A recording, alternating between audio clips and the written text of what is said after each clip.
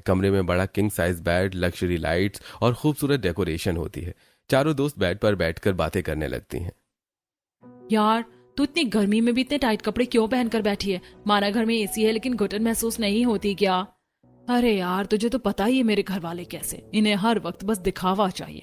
मुझे 24 घंटे ऐसे ही कपड़े पहनाए रखते हैं। अरे यार, तू कपड़े चेंज करके आ ना, हम सब अपने लोग हैं, कंफर्टेबल होकर बैठ।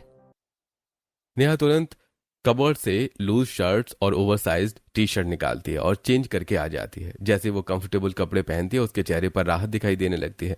फिर चारों दोस्त आराम से बैठकर हंसते बोलते बातें करने लगती हैं।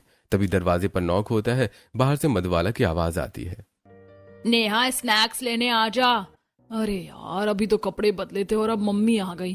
अब मुझे बहुत डांट पड़ेगी। रुक, मैं थोड़ा सा डोर खोलकर स्नैक्स ले लेती हूँ, उन्हें कुछ पता नहीं चलेगा।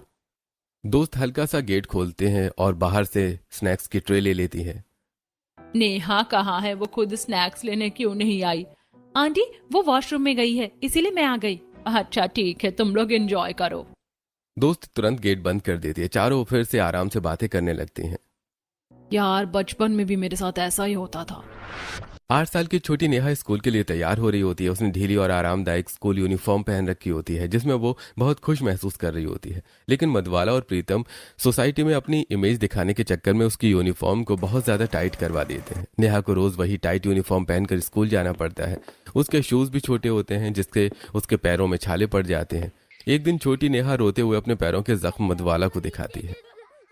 मम्मी देखो, मेरे पैरों में कितने छाले हो गए।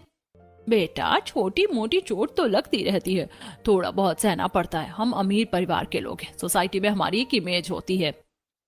छोटी नेहा उदास होकर अपने जख्मी पैर देखने लगती है। असलियत में भी नेहा की आंखें नम हो जाती हैं। वो अपने पैरों के कट और छाले अपनी दोस्तों को दिखाती है। देखो यार, पैरों की कितनी बुरी हालत हो रही है, लेकिन घर वालों को कुछ दिखाई ही नहीं देता। यार, तेरे घर वाले तो बिल्कुल अजीब है, दिखावे के चक्कर में बच्चों की तकलीफ तक नहीं देखते। हाँ, यहाँ का सिस्टम ही ऐसा है।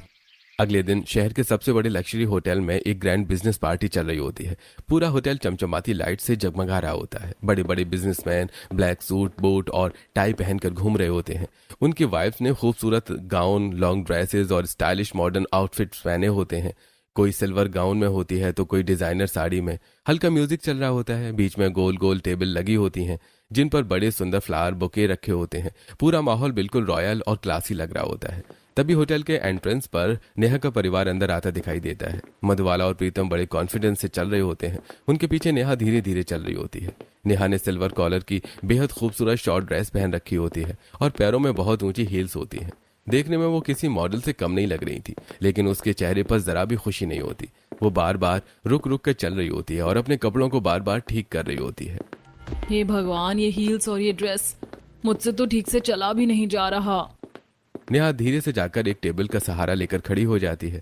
तभी अचानक एक लड़का जल्दी में वहां से गुजरता है